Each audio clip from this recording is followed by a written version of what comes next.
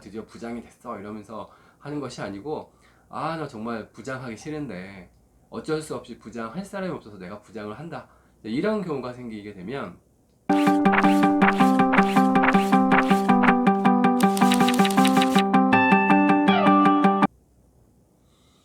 안녕하세요, 모드쌤입니다. 오늘은 교감들의 고민에 대한 이야기를 한번 해볼까 합니다. 제가 요즘 저경력 교감을 중심으로 하는 교감 연수를 좀 받고 있는 게 있는데, 이 연수를 통해서 좀 다른 교감 선생님들과 좀 이야기를 할 기회가 좀 많이 있어서 이야기를 좀 나누다 보니까 교감 선생님들이 이런 고민들을 하고 있구나라는 생각이 들었고요. 물론 제가 지금부터 이야기하는 것들이 경력이 오래되신 교감 선생님께서 느끼시는 것과는 좀 차이가 있을 거는 같습니다. 그러니까 저는 초보 교감들이 느끼는 고민의 지점, 이런 것들에 대한 이야기를 중심으로 한번 이야기를 해보도록 하겠습니다. 교감의 법적 지위를 보면은 교장을 보좌한다고 되어 있습니다. 그리고 교무를 총괄하면서 학교의 이제 교내 장학이라든지 또 교직원 관리, 이런 것들을 하는 것이 이제 교감의 법적 지위라고 되어 있습니다.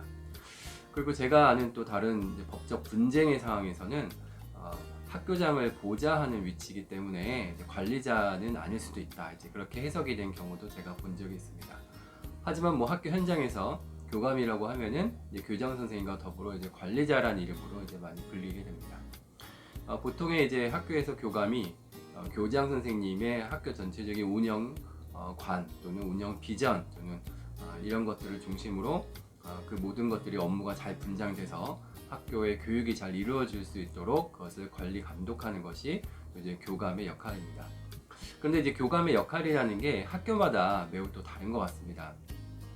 교장 선생님께서 어느 선까지 이제 위임을 해주셨냐에 따라서 교장 선생님은 정말 학교를 대외적인 것들만 주로 관장하시고 학교 내에서 이루어지는 일들은 대부분 또 교감 선생님이 하도록 하는 그런 경우도 있고, 또 교장 선생님이 성격이 꼼꼼하신 경우는 이제 학교의 일거수일투족을 다 이제 본인이 결정하시고 관여하시기를 또 즐겨 하시는 교장 선생님 계시고, 이제 그런 학교의 이제 교감 선생님 같은 경우는 사실은 조금 할 일이 조금 애매해지는 부분이 있어서 좀 조용히 계시는 부분도 있고, 그러니까 이런 여러 가지 상황이 있기 때문에 학교 문화에 따라서 교감의 역할은 뭐 법적 지위라든지 이런 것이 정의가 내려져 있지만 역할은 아주 매우 다양할 수 있다라는 생각을 합니다. 또 뭐 화성이라든지 아니면 파주 뭐 이런 지역처럼 서로 이제 승진 점수를 따기 위해서 많은 분들이 몰린 지역에서의 교감의 역할과, 그 다음에 경기도 내에서도 특지, 뭐 안양 과천이라든지 성남이라든지 이런 또 특지에서는 또 승진을 희망하시는 분이 별로 없기 때문에 이런 곳에서 근무하시는 또 교감 선생님의 역할은 또 서로 상이한 부분이 많이 있습니다. 그렇기 때문에 뭐 교감의 역할이 뭐 이렇다라고 딱 이야기해서 그것이 모든 학교에 다 똑같이 적용된다고 보기는 어려운 측면이 있는 것도 사실입니다. 하지만 대체적으로 초보 교감 선생님의 이야기, 저도 물론 초보기 때문에 이런 것들을 좀 생각을 해보면, 일단은 그 선생님들 또는 교직원들 간에 어떤 의사소통하는 부분이 매우 어렵다라는 이야기가 많이 나옵니다. 한 뭐 20년 전 또는 길게는 30년 전, 그때는 뭐 조퇴 하나 내거나 병가 내는 것이 매우 어려운 시기였죠. 그때는 일일이 이제 사유를 다 말씀드리고 허락을 받고 뭐 이래야 되는 부분들이 있었는데, 지금은 이제 그렇지 않습니다. 그거는 교사들의 권리라는 생각이 많이 강하기 때문에 내가 내 연가 범위 내에서 연가를 쓰거나 내가 아파서 병가 내는 거에 대해서 거의 이제 꺼리낌이 좀 없는 것이 사실이고요. 그러니까 그런 부분에 대해서 이거를 학교 운영상에 어려우니까 쓰지 못하도록 하는 부분도 또 어렵습니다. 이게 또 요즘은 갑질 논란과 더불어서 선생님이 어떤 개인 보호, 또 개인 정보를 보호해야 된다는 측면이 강하기 때문에 또 이런 것들이 또 쉽게 조정이 되지 않는 경우도 많이 봤습니다. 그러니까 여기에서 오는 이제 갈등의 소재가 항상 존재를 하는 것이죠. 그리고 요즘은 여러 가지 그 각 학교의 사례들이 인터넷을 통해서 서로 정보가 많이 공유가 되기 때문에 뭐 이런 것도 있죠. 다른 학교에서는 이걸 해주게 해주는데 왜 우리 학교에서는 이걸 해주지 않느냐, 이런 걸로 또 교감 선생님께 민원을 제기하는 부분이 있죠. 민원이라고 하는 것이 뭐 거창하게 외부에서 들어오는 민원이 어려운 것이 아니고 사실은 학교 내에서의 민원이 제일 어려운 것 같습니다. 학교 내에서 어떤 업무를 지시하거나 업무가 애매할 때 이것들을 이제 교감 선생님께서 중간에서 중재자처럼 나눠주셔야 되는데, 이런 것들이 서로 이제 오해가 생길 수도 있고 이런 걸로 인해서 서로 아주 껄끄러운 관계가 되는 경우도 많이 있기 때문에 이제 이런 점은 항상 어려운 것 같습니다. 왜냐면 정답이 뭐 정해져 있는 것도 아니고, 그렇다고 업무 지시로 무 자르듯이 딱 잘랐을 때 이것이 그렇다고 해결되느냐, 그렇게 되지 않는 부분도 있기 때문에 사람과 사람 간의 인간관계를 조정한다는 게 매우 어려운 것 같습니다. 또 요즘은 이제 젊은 나이에 교감으로 승진하시는 분도 이제 많이 계십니다. 그래서 어느 학교에 같은 경우 보면은 교감 선생님보다 이제 교무부장님이 훨씬 나이가 많은 경우도 있지요. 이런 경우는 좀 이상한 좀 역학관계가 성립이 됩니다. 우리가 보통 학교 그러면 교장 선생님이 좀 나이가 많으시고, 그 다음에 이제 교감 선생님이 많으시고, 뭐 교무부장이 나이가 많고, 뭐 좀 이렇게 좀 순서가 되면은 이게 뭐 같은 학교를 졸업하진 않았어도 선후배라는, 교육계의 선후배라는 생각 때문에 일들이 이렇게 잘 흘러가는 경우가 있는데, 예를 들어서 그 교장 선생님이 공모로 가셨다 그러면 교감 선생님보다 나이가 젊을 수도 있고, 이럴 때 이제 교장과 교감 사이에 그 나이의 역전, 이런 것이 생기면서 어려운 부분이 생길 수도 있고요. 또 아까 방금 제가 말씀드린 것처럼 교무부장이 교감보다 훨씬 나이가 많은 경우, 또 이런 경우도 약간 어려운 부분이 있죠. 왜냐면 교감의 입장에서는 교무부장에게 일을 좀 시켜야 되거든요. 이 업무는 이렇게 좀 하시고 이건 이렇게 하고, 또 부장들 간에 애매한 업무가 떨어졌을 때 이제 모여서 이렇게 해결할 수 있도록 안내를 해줘야 되는데, 자기보다 나이가 많은 분이 밑에 이제 계시면 이게 아무래도 가정통신문 하나라도 좀 보내세요 이렇게 이야기하기가 어려운 부분이 있거든요. 그래서 그런 갈등 관계가 또 존재한다고 합니다. 물론 공무원 사회이기 때문에 뭐 위계 질서가 있지 않느냐 이렇게 보시는 분도 많이 계실 것 같습니다. 하지만 이제 학교 내에서의 그 교직이라는 것이 좀 보면 소위 말하는 부장교사가 보직제이기 때문에 이게 좀 애매합니다. 보직이라는 건 말 그대로 보직을 준 거기 때문에 내년 되면 그 보직이 또 바뀔 수가 있거든요. 근데 이제 일반 행정직 같은 경우는 급수가 나눠져 있으니까 뭐 1급부터 저 밑에 뭐 9급 뭐 이렇게 쭉 나눠져 있죠.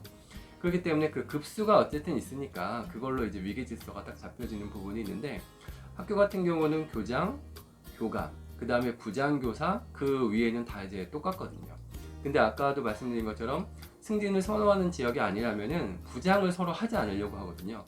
그러니까 부장이 된다는 게 그 급수가 올라가는 것처럼 막 자랑스럽고 내가 드디어 부장이 됐어 이러면서 하는 것이 아니고, 나 정말 부장하기 싫은데 어쩔 수 없이 부장할 사람이 없어서 내가 부장을 한다, 이런 경우가 생기게 되면 그 어떤 어려운 일이 닥치거나 또는 힘든 일이 겪었을 때 내가 그러니까 부장 안 하려고 했는데 부장이 돼서 이렇게 고생을 한다.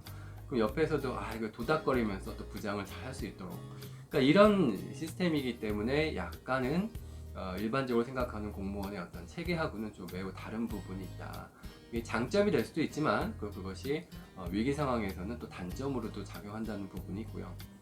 그 다음에 교감의 그 다음 중요한 역할로는 이제 수업 장악과 관련된 부분이 있죠.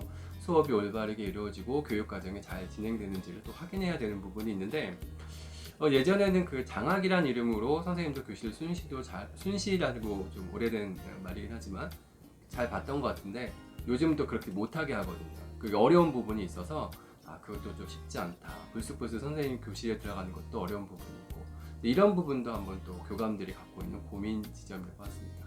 그리고 다 아시겠지만 이제 교사와 또 행정직 또는 교육공무직 간에 보이지 않는 업무로 인한 갈등, 이제 이런 것들이 생겼을 적에 중재해야 되는 상황들, 이런 것들이 어렵고요.